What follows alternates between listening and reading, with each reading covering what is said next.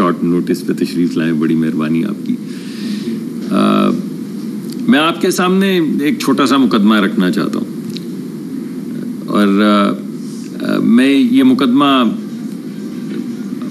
پاکستان کے عوام کے بہاف پہ آپ سب کے سامنے رکھنا چاہتا ہوں. میں یہ سمجھتا ہوں, اور ہمارے وزیر اعظم کی یہ ہدایت ہے کہ آپ اپنے تمام اہداف جو ہیں اس کو سمپلیفائی کریں. تو ہم ان سے پوچھتے ہیں وزیر اعظم سے کہ سمپلیفیکیشن کا کیا مطلب ہے جی, سمپلیفائی کریں اہداف. تو وہ پھر کہتے ہیں کہ ایک غریب آدمی کی زندگی کے اندر کیا چیزیں ضروری ہیں. ایک غریب آدمی جس کے 2 یا 4 بچے ہیں جو کالج سکول میں پڑھ رہے ہیں, ماں باپ ہیں جن کی وہ خدمت کرنا چاہتے ہیں, ان کی زندگی میں سب سے اہم چیز یہ ہے کہ جب ان کے اپنے لیے اور جب ان کے بچے اسکولوں سے یا کالجوں سے نکلیں تو ان کے لیے نوکری موجود ہو. یہ سب سے اہم چیز ہے. دوسری اہم چیز غریب آدمی کی زندگی میں یہ ہے کہ اس کے اوپر مہنگائی کا بوجھ کم ہو, کیونکہ مہنگائی کے بوجھ تلے وہ دبتا چلا جا رہا ہے. اور باقی جتنے بھی اہداف ہیں کہ ہمارا فسکل ڈیفیسٹ کتنا ہے, ہمارا ٹریڈ کتنا ہے, ہماری جی ڈی پی کتنی ہے, ہماری بجلی کی پیداوار کتنی ہے, ہمارا پیٹرول کتنا آ رہا ہے, ہم امپورٹ کتنا کر رہے ہیں, وہ سب چیزیں اگر اس پہ فوکس نہیں ہے تو آپ کی پالیسی ٹھیک نہیں ہے. تو ہر وزارت کو جو ہدف دیا گیا ہے وہ یہ ہے کہ آپ نے اس ملک میں غریب لوگوں کی خدمت کرنی ہے, ان کے لیے روزگار پیدا کرنا ہے, ان کے اوپر مہنگائی کا بوجھ جو ہے اس کو بتدریج کم کرنا ہے.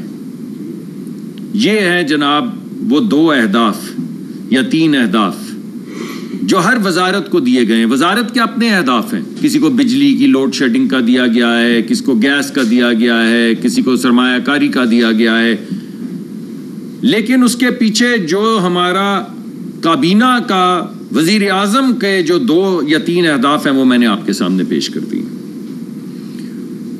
ہمارے راستے میں بہت سی مشکلات آئی ہیں. ہم اکثر ایک دوسرے کو مورد الزام ٹھہراتے ہیں کہ نہیں میری حکومت نہیں, ان کی حکومت تھی, ان کی حکومت نہیں, ان کی حکومت تھی. لیکن یہ بنیادی بات تو طے ہے نا کہ ہمارے راستے میں بہت سے کٹھن مراحل آئے ہیں. ہماری ایک بوم اور بسٹ قسم کی اکانومی ہے. ذرا ہم بڑھتے ہیں 5-6% تک پہنچتے ہیں تو پھر کلیپس کر کے 0 پہ آ جاتے ہیں, 1% پہ آ جاتے ہیں, پھر آہستہ آہستہ بڑھتے ہیں. تو وہ پرابلم ہے ہماری سٹرکچر جو بنیادی طور پہ اکانومی کا ہے اس میں ایک پرابلم ہے. ہمارے یہاں سیلاب بھی آئے ہیں, ہماری حکومت میں بھی آئے ہیں, اس سے پہلے بھی آئے ہیں, زلزلے بھی آئے ہیں, ان کی وجہ سے ہمیں بہت سی مشکلات کا سامنا کرنا پڑا ہے.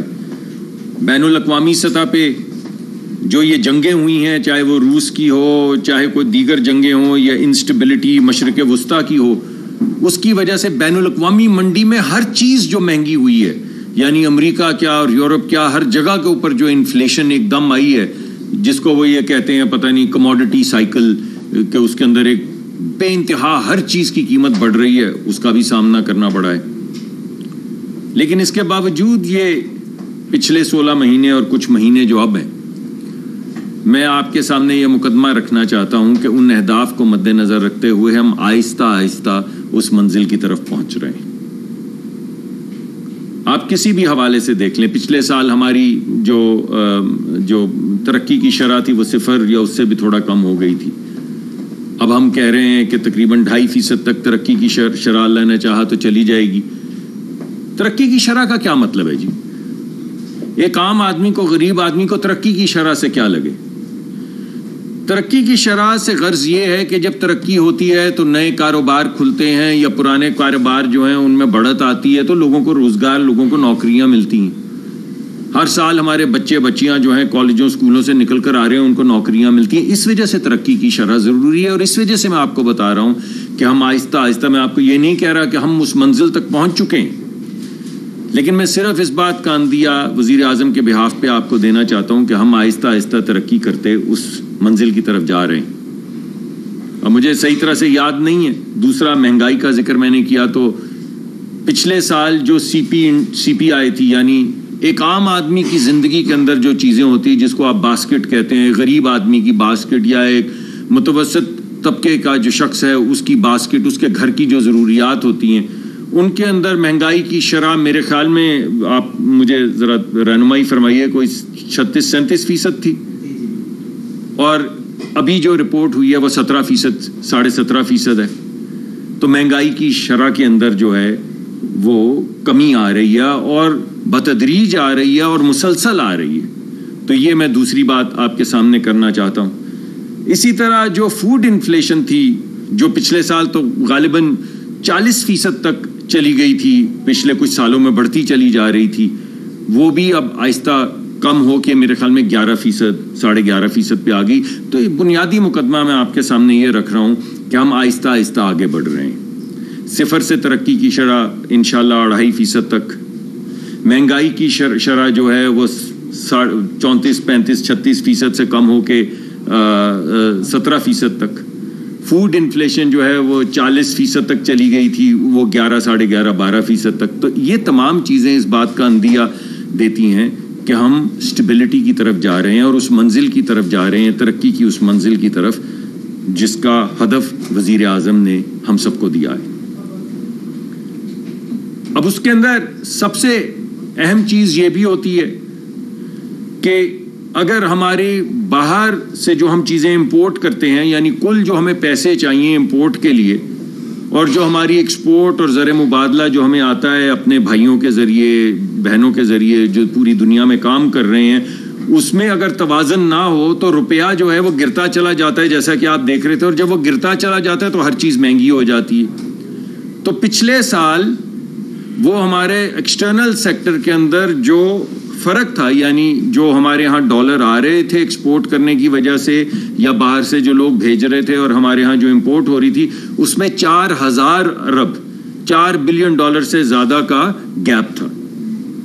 وہ گھٹ کے 200 ملین کا رہ گیا ہے اس سال، یعنی اس میں 95% سے زیادہ کمی آئی ہے. کہاں پہ 4,000 ارب ڈالر، روپے نہیں، 4,000 ارب ڈالر کا وہ گیپ، اور کہاں پہ 200 ملین کا گیپ.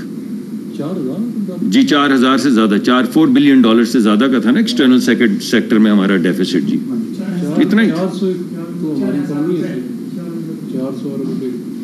میں معافی چاہتا ہوں میں نے وہ نہیں 4 بلین ڈالر کا ہی تھا سر ہمارا. 4 بلین 4,000 ارب روپے، 4,000 ملین ڈالر، معافی چاہتا ہوں 4,000 ملین ڈالر.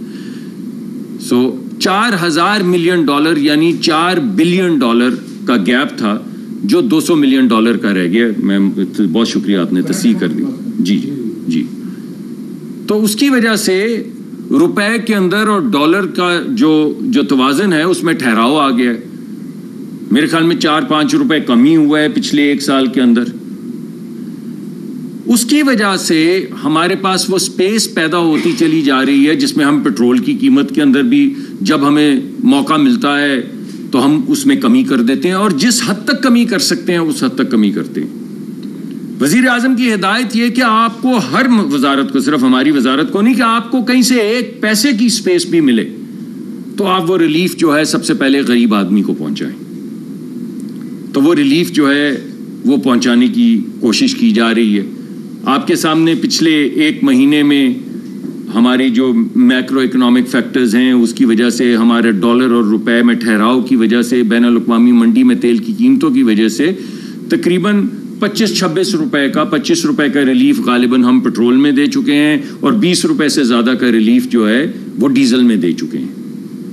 اور کل رات کو بھی دیکھا، اگرچہ کچھ کنفیوژن ہو گیا تھا، پہلے لوگوں کو یہ خبر ملی کہ بہت زیادہ کمی آ رہی ہے، جو ایک کنفیوژن کی وجہ سے پیدا ہوئی، مگر کل رات کو بھی اس میں آپ نے دیکھا کہ اضافی طور پہ تقریباً 4.25 روپے اور 4.25 روپے کے ریلیف جو ہیں وہ عوام تک پہنچائے گئے ہیں. تو یہ ہماری کمٹمنٹ ہے. جی یہ کمٹمنٹ میں آپ کے سامنے لانا چاہتا تھا. یہ آپ کسی بھی زاویے سے دیکھیں تو یہی ہماری کوشش ہے، چاہے وہ پیٹرول ہو جو میرا محکمہ ہے تو میں اس کا ذکر بعض مرتبہ لاپ سائیڈڈلی زیادہ کر دیتا ہوں، لیکن اصل بات وہی ہے کہ پیٹرول کم ہو تو کیا ہے، پیٹرول کم ہو تو مہنگائی کم ہوگی نا، مہنگائی کم ہوگی تو لوگوں کو ریلیف ملے گا، اور امیر آدمی کو تو چلیں اللہ اس کو اور سہولت دے، اس کا گزارا ہو جاتا ہے، لیکن غریب آدمی کے لیے یہ سہولت بہت زیادہ ضروری ہے۔ تو میں آج آپ کے سامنے یہی بات کرنے کے لیے حاضر ہوا تھا۔ نمبر 1 وہ کیا اہداف ہیں، 2 یا 3 اہداف، 50 نہیں، جس کے ارد گرد پوری معیشت ہمارے ملک کی گھوم رہی ہے، جو وزیر اعظم کا اصل مقصد ہے۔ وزیر اعظم کی زندگی کا اصل مقصد ہے غریب آدمی کے لیے سہولت پیدا کرنا، غریب آدمی کے لیے روزگار پیدا کرنا، غریب آدمی کے اوپر مہنگائی کا بوجھ کم کرنا۔ ہماری ویسے تو میں آپ کو پروجیکٹ کر رہا ہوں تقریباً 2.5% کے قریب ترقی کی شرح آئے گی، لیکن 6.5% ہے ترقی کی شرح ہمارے دیہی علاقوں میں، ہماری زراعت میں۔ ہماری آدھی ملک کی معیشت اور آدھے سے زیادہ لوگ جو ہیں وہ دیہی علاقوں میں رہتے ہیں، گاؤں میں رہتے ہیں، تو ان کی ترقی کی شرح جو ہے وہ تقریباً 6.5% ہے۔ اس کو اگر آپ دیکھیں کہ وہ کیسے ترقی کی شرح آئی، تو آپ یہ دیکھیں کہ ٹریکٹر جو ہے، ٹریکٹر کی غالباً خرید میں 50% اضافہ ہوا ہے پچھلے 1 سال میں، کھاد کی پیداوار کے اندر تقریباً 17% اضافہ ہوا ہے۔ تو یہ وہ تمام اضافتے ہیں جو زراعت کے اندر جو کریڈٹ نہیں دیا جاتا تھا، وہ کریڈٹ بے انتہا بڑھا ہے پچھلے 1 سال میں۔ یعنی کسان کو پیسے بھی مل رہے ہیں، کسان کو ٹریکٹر مل رہا ہے۔ ٹریکٹر کیوں مل رہا ہے؟ کیونکہ پیسے مل رہے ہیں۔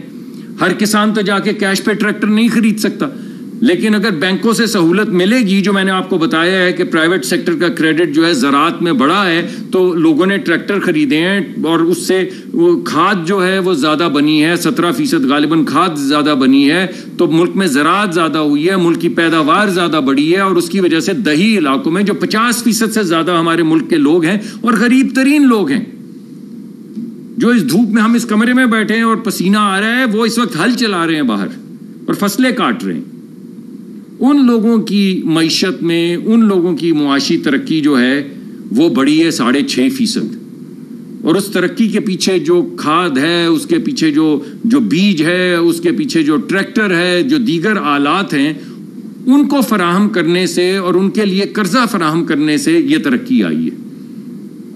تو انشاءاللہ جی ہم اسی طرح آگے بڑھتے چلے جائیں گے۔ ابھی تھوڑی دیر میں آپ کے سامنے بجٹ بھی آئے گا۔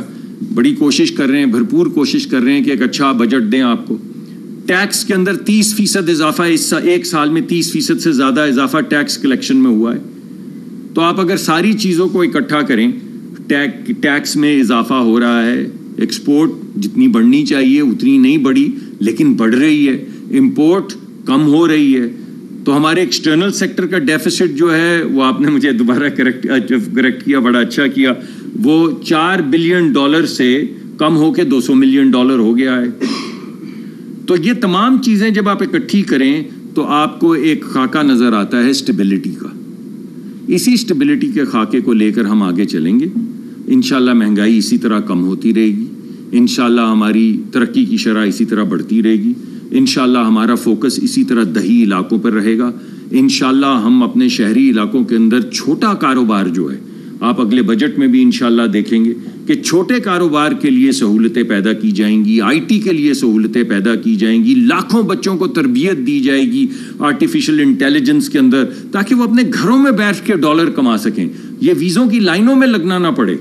آپ اپنے گاؤں، اپنے گھر میں بیٹھ کے وہ کام کریں جو پوری دنیا کے اندر، نیو یارک کے اندر، شکاگو کے اندر، لنڈن کے اندر بیٹھ کے بچے کر رہے ہیں IT کا کام اور آرٹیفیشل انٹیلیجنس اور مشین لرننگ کا کام، تو آپ یہاں پہ بیٹھ کے کریں، تو انشاءاللہ اس منزل کی طرف بڑھ رہے ہیں ہم۔ تو اسی لیے میں آج چھٹی والے دن آپ کے سامنے حاضر ہوا تھا کہ میں آپ کے سامنے یہ تمام چیزیں پیش کروں کہ ہم نے کیسے پیٹرول کی قیمت کم کرنے کی بھرپور کوشش کی ہے، ہم نے کیسے زراعت کو بڑھانے کی کوشش کی ہے، ہم نے کیسے مہنگائی نیچے لانے کی کوشش کی ہے۔ بہت بہت شکریہ جی آپ کا۔ یہ بتانا مجھے بات کی تو نو ڈاؤٹ کی بہت اچھی اور آپ کی GDP بھی گروتھ ہے اس میں، لیکن یہ ساری چیزیں آگے لنک ہیں، پاکستان کی ہسٹری دیکھی، اس میں سیاسی استحکام بہت ضروری ہے، تو اس کو آپ کیسے فورسی کرتے ہیں؟ جی میں آپ کی بات 100% ٹھیک ہے جی۔ پاکستان کے اندر استحکام کے لیے جو بیڈ راک ہے وہ تو پاکستان کی سیاست ہے، اور اس سیاست کو آگے بڑھانے کے لیے میں تو آپ کے سامنے میں عمران خان صاحب کی حکومت سے بات شروع کر دیتا ہوں۔ جب عمران خان صاحب وزیر اعظم تھے اور ہمارے ملک پہ حملہ ہوا، ہماری سرحدوں کو پامال کیا گیا، تو آپ کو یاد ہوگا، اور پھر ہم نے ان کے 2 جہاز بھی گرائے، میں آپ کو یاد کروا دوں کہ جب ہماری طرف کوئی دیکھتا ہے تو پھر اس کا جواب کیا ملتا ہے۔ تو اس زمانے میں بلاول صاحب نے کیا کہا، میں اپنی پارٹی سے نہیں شروع کرتا، انہوں نے کہا قدم بڑھاؤ عمران خان، ہم تمہارے ساتھ ہیں۔ میاں شہباز شریف صاحب اس وقت لیڈر آف دی اپوزیشن تھے، تو انہوں نے کیا کہا، انہوں نے کہا کہ میرے ساتھ آپ میثاق معیشت کریں۔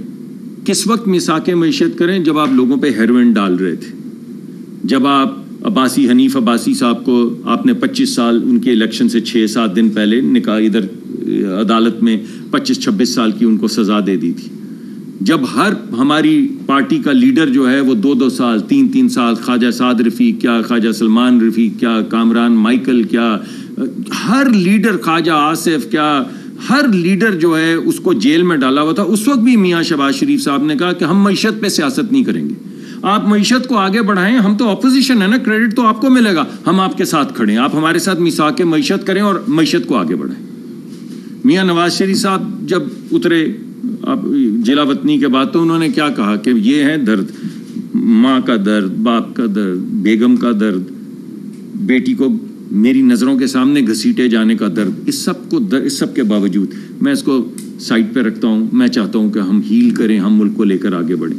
میاں شہباز شریف صاحب نے اوپننگ سپیچ کی تو کیا کہا، انہوں نے کہا کہ آپ نہ صرف معیشت کا میثاق کریں، آپ مفاہمت کا میثاق کریں، ہم نے تو آپ کو دعوت دی کہ آپ حکومت آپ بنا لیں، اور پیپلز پارٹی نے کہا کہ ہم آپ کو سپورٹ کرتے ہیں، آئیں آپ حکومت، آپ کو شک ہے نا، آپ کہتے ہیں ہمارا مینڈیٹ، آپ اس مینڈیٹ کا جو آپ نے انویسٹیگیشن کرنی ہے آپ حکومت بنائیں اور خود انویسٹیگیٹ کریں، کیونکہ ہمارے لوگ بھی رو رہے ہیں، مولانا بھی رو رہے ہیں، نیشنلسٹ بھی رو رہے ہیں، تو آپ کو ہم پہ شک ہے تو آپ آئیں نا حکومت بنائیں، تو بنا لینا بھائی حکومت۔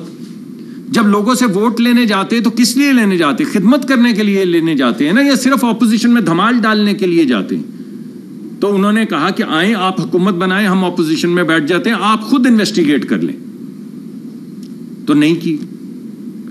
انہوں نے جب مریم نواز صاحبہ نے جب اوتھ اٹھایا، پہلی تقریر کی، تو کہا کہ میں ہاؤس کے اس سائڈ کی بھی وزیر اعلیٰ ہوں اور ہاؤس کے اس سائڈ کی بھی وزیر اعلیٰ ہوں، مگر دوسری طرف سے جواب کیا ہے؟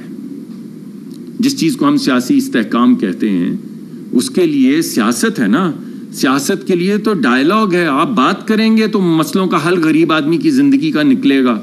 تو ہم کہتے ہیں بات کریں، وہ کہتے ہیں آپ سے نہیں کریں گے، تو ہم کہتے ہیں کن سے کریں گے، تو کہتے ہیں ان سے کریں گے، ہم کہتے ہیں وہ کون ہے، کہتے ہیں قبر تک جن کا پیچھا کریں گے۔ یار کیا بات کر رہے ہو؟ قبر تک ان کا پیچھا کرنا ہے یا ان سے بات کرنی ہے، یا ہم سے بات کرنی ہے، یا کس سے بات کرنی؟ دیوار سے بات کرنی ہے۔ ہم نے تو کبھی آپ کی یہ نہیں کہا کہ اس کے پنکھے اتار دو، اس کا کولر بند کر دو، اس کو اس باتھ روموں کے اندر کیمرے لگا دو، کبھی نہیں کہا۔ آپ نے کہا ساتھ کا کمرہ بھی مجھے دے دو، میں نے جمنیزیم بنانا، ہم نے کہا کمرہ توڑو، جمنیزیم وزیر اعظم پرانے ہیں بنانے دو۔ 60 لاکھ روپے آپ کے خرچہ آ رہا ہے، آپ کہتے ہیں مجھے دیسی مرغی چاہیے، ولایتی مرغی نہیں چاہیے، 6 مہینے کا کھانے کا خرچہ 60 لاکھ روپے۔ ہم نے کہا بالکل ہے، وزیر اعظم رہے ہیں، آپ جمنیزیم بھی بنانے دیں ان کو، جو یہ کھانا کھانا چاہتے ہیں وہ بھی ان کو فراہم کریں۔ اور آپ کیا کہتے ہیں؟ آپ کیا کہتے ہیں؟ آپ میں سے کسی کو سمجھ ہے؟ آپ جو دیکھ رہے ہیں ان کو پتا ہے یہ کن سے بات کرنا چاہتے ہیں؟ امریکہ سے بات کرنا چاہتے ہیں، اس کو کہتے ہیں اس نے سازش کی، پھر وہاں پہ جا کے ہائر کر لیتے ہیں لابسٹ، کبھی ڈونلڈ لو کی تعریف کرتے ہیں، کبھی اس کے خلاف گفتگو کا فرماتے ہیں۔ آپ کس سے بات کرنا چاہتے ہیں؟ آپ ان سے بات کرنا چاہتے ہیں، آپ اسٹیبلشمنٹ سے بات کرنا چاہتے ہیں، کہتے ہیں میں قبر تک جاؤں گا۔ ابھی یہ جو کیمپین چلائی ہے، یہ کیا کیمپین ہے بھائی؟ اس سے پہلے کس نے کہا ہے کہ خان نہیں تو پاکستان نہیں؟ یہ کیا کیمپین ہے؟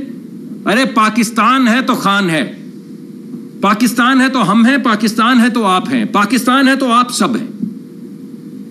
یہ کیا کیمپین ہوئی؟ آپ کہیں کہ ہم آپ کی سیاست سے ڈس ایگری کرتے ہیں، آپ کہیں کہ جو لوگ ہیں جو آپ سمجھتے ہیں کہ ان کے اوپر بلا وجہ مقدمات بنے ہیں وہ ختم ہونے چاہیے، آپ بالکل آواز بلند کریں، مگر پاکستان نہیں۔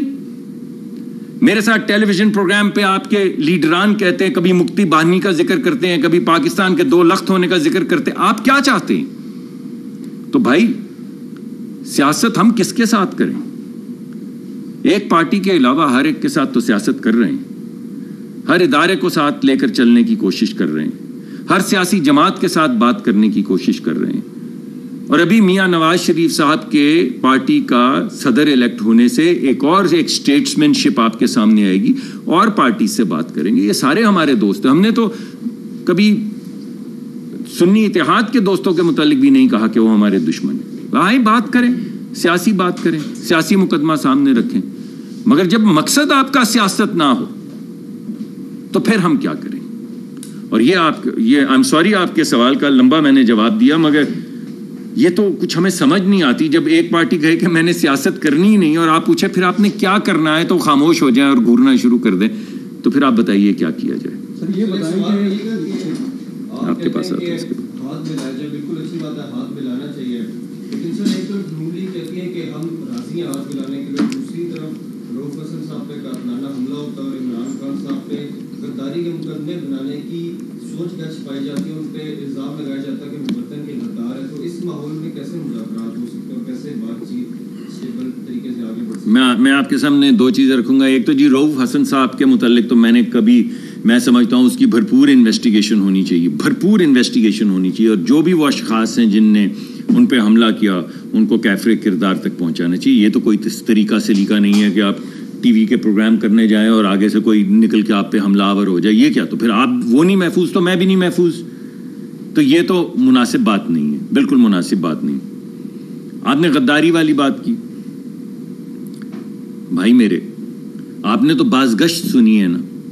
آپ کو وہ دن یاد ہے جس دن ہم پہ آرٹیکل 5 لگا دیا گیا تھا, جس دن ہم ووٹ کرنے گئے تھے ووٹ آف نو کانفیڈنس کے لیے, تو غداری یعنی اس وقت کے وزیر جو تھے قانون کے, انہوں نے ایک ریزولوشن پاس کی کہ یہ جو اپوزیشن کے لوگ ہیں یہ غدار ہیں, ان کے اوپر آرٹیکل 5 لگایا جائے. آرٹیکل 5 کے تحت ان کو ووٹ کرنے کا حق نہیں ہے, آج کے بعد یہ ووٹ نہیں کر پائیں گے.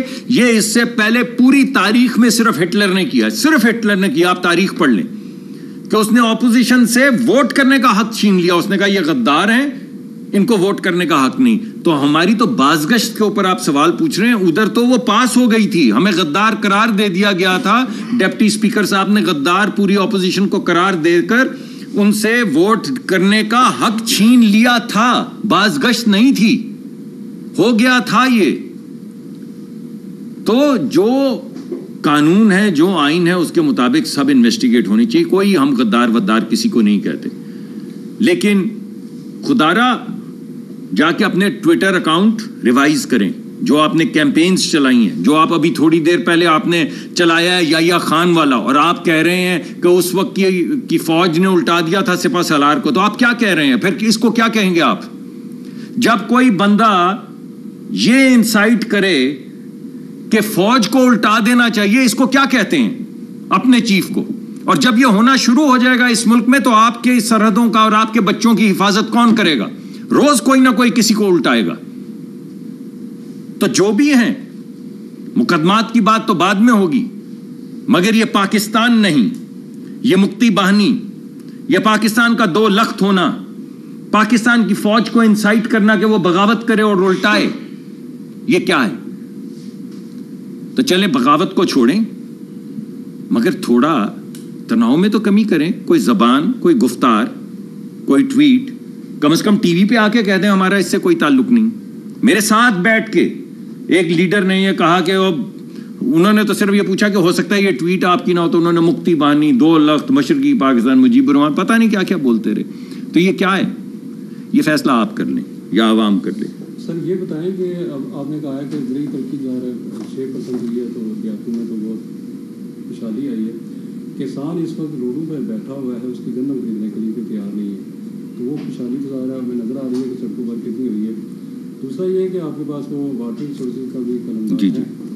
نیلم جہلم کا جو بند پڑا ہوا ہے اس کے بارے میں ابھی تک کیا ہوا ہے, اور ابھی مونسون اگر آنا ہے تو اس سیلاب سے نپٹنے کے لیے کیا آپ کی حکمت عملی ہوگی؟ دیکھیں 2-3 آپ نے بڑے اہم سوال پوچھے. نیلم جیلم کے اوپر تو یہ دوسری دفعہ, یہ پچھلے چند سالوں میں دوسری دفعہ ٹنل کے اندر پرابلمز آئی ہیں. نیلم جیلم کے اوپر تو اس وقت انکوائری جو ہے وہ شروع ہو چکی ہے, تو میں اس انکوائری کو پریجوڈس نہیں کرنا چاہتا. میں سمجھتا ہوں کہ ایک انڈیپینڈنٹ انکوائری ہونی چاہیے, اور ہمیں پتہ چلنا چاہیے کہ یہ کیا وجوہات ہیں کہ اتنا مہنگا پروجیکٹ جس کو اتنی دیر لگی, اس کی کبھی چھت گر جاتی, کبھی دیوار گر جاتی. وہ کیا ہے وہ شعر جون ایلیا کا کہ کون اس گھر کی دیکھ بھال کرے, روز ایک چیز ٹوٹ جاتی ہے. تو میرے خیال میں اس کی انکوائری تو مکمل ہونے دیں, اس کے بعد اس پہ بات کریں گے. دوسری طرف جو ہے جی بڑی اس وقت بھرپور کانورسیشن چل رہی ہے ڈیمز کے حوالے سے بھی, نہ صرف گفتگو چل رہی ہے, ایلوکیشنز ہو رہی ہیں. اس دفعہ ہمیں بڑی امید ہے, ہم نے بڑی تکرار کی ہے کہ ہماری جو پانی ہے وہ ایک اسٹریٹجک انٹرسٹ ہے, اس کے لیے پی ایس ڈی پی کے اندر پیسے مختص کیے جائیں تاکہ ہم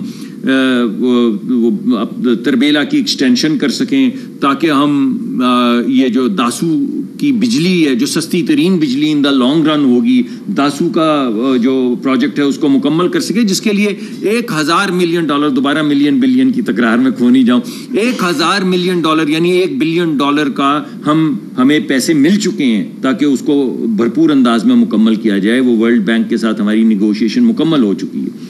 اس کے علاوہ بھاشا کے اوپر بڑا بھرپور کام ہو رہا ہے, مگر اس سے زیادہ اسٹریٹجک کینالز جو ہیں کہ جب یہ بند بن جائیں گے, جب یہ ڈیم بن جائیں گے, جب یہ بجلی بننا شروع ہو جائے گی, تو جب پانی نیچے آئے گا, ہمارے پاس زیادہ ذخیرہ ہوگا پانی کا, تو پانی کو کہاں لے کر جائیں گے, کہاں آباد کریں گے, کون سے صحرا آباد کریں گے, کون سی جگہوں کے اوپر ایگریکلچرل پروڈکٹیوٹی بڑھائیں گے. اس کے لیے ایک اسٹریٹجک کینالز کا ایک نیا ویژن بھی آیا ہے, اسٹریٹجی بھی آئی ہے اور پروجیکٹس بھی آئے ہیں.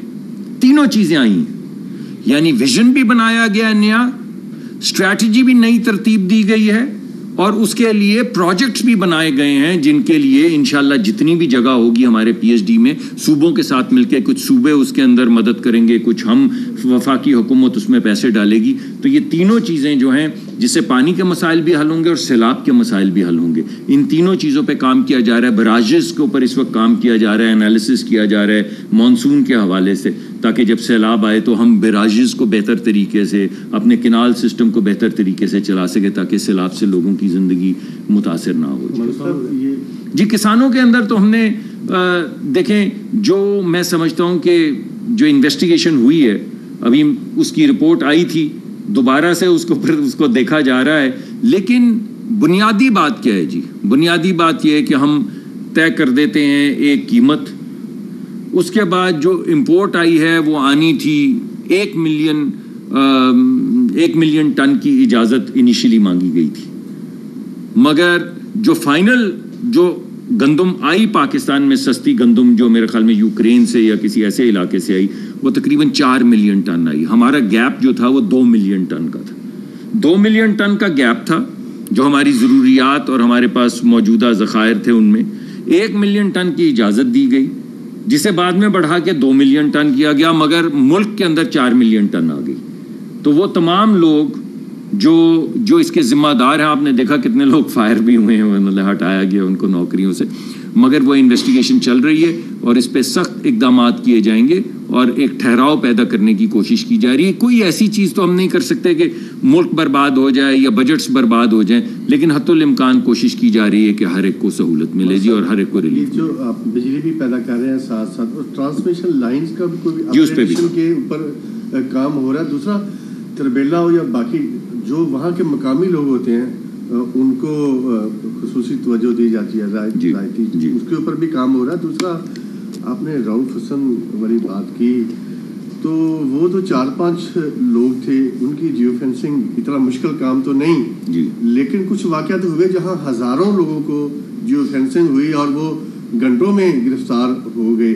تو آپ نے یہ نہیں سمجھ سکے کہ اگر ٹرانسجینڈر آپ سے پکڑے نہیں جاتے تو باقی کس طرح پکڑیں گے, اور یہ تو پتہ کرائیں یہ ٹرانسجینڈر ہے کہاں کے, لاہور سے ہیں, اسلام آباد سے ہیں یا پنڈی سے ہیں؟ دیکھیں ٹرانسجینڈر تو ایسے کسی ٹرانسجینڈر کو یا ٹرانسجینڈر کا نام لے کے ملائن کرنا میں نہیں سمجھتا مناسب ہے. کوئی بھی جینڈر ہو, بنیادی بات یہ ہے کہ حملہ ہوا ہے, اس کی جیو فینسنگ ہونی چاہیے اور اس کے ملزمان کو کیفر کردار تک پہنچنا چاہیے, اور اس کے لیے ہم کمیٹڈ ہیں. اگر وقت زیادہ لگ رہا ہے تو میں آج دوبارہ سے سیکٹری صاحب کو اور ہمارے جو وزیر ہیں دوبارہ ان سے رہنمائی چاہوں گا تاکہ میں آپ کو زیادہ انفارمیشن دے سکوں, لیکن اس پہ کام ہو رہا ہے جی. اور یہ غیر مناسب چیز ہے, ایسے لوگوں پہ سڑکوں پہ حملہ ہونا, یہ رکنا چاہیے. سر یہ بتائیں کہ کل بڑی کنفیوژن ہوئی, 15 روپے پیٹرول کی پرائسز کم ہوئی تھی, اور وہ جو نوٹیفیکیشن ہے وہ بھی 12 بجے نہیں ہوا, وہ جا کے رات کو 1:45 بجے ہوئے.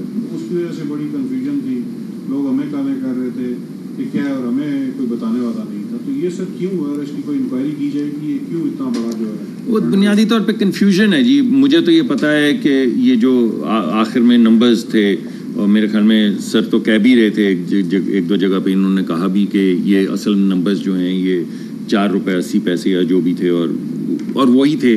وہ کنفیوژن کمیونیکیشن میں ہوئی ہے. وہ ایسے کوئی کرمنل ایکٹ نہیں ہوا, اس کی وجہ سے کوئی ذخیرہ اندوزی یا کوئی شٹ ڈاؤنز نہیں ہوئے, مگر کنفیوژن تھا, وہ نہیں ہونا چاہیے تھا. تو وہ ابھی ہم وہ پوری ایک فول پروف کمیونیکیشنز, کیونکہ یہ گیپ کمیونیکیشن کا ہوا ہے, اس وجہ سے بھرپور طریقہ کار طے کریں گے تاکہ ایسا کنفیوژن آئندہ پیدا نہ ہو. لیکن وہ کیونکہ مسلسل کم ہو رہا تھا نا جی, آپ کو میں نے بتایا کہ 20 روپے سے زیادہ 25 روپے سے زیادہ پیٹرول کم ہو چکا ہے, 20 روپے, تو وہ ایک تو مومنٹم بن گیا تھا, ایکسپیکٹیشن بن گئی تھی, پھر وہ بعض دفعہ کو پرانی کمیونیکیشن کو نئی کمیونیکیشن مس کمیونیکیشن ہوئی ہے, اس کے علاوہ کچھ بھی اس میں نہیں تھا. بہت بہت شکریہ جی, تھینک یو ویری مچ.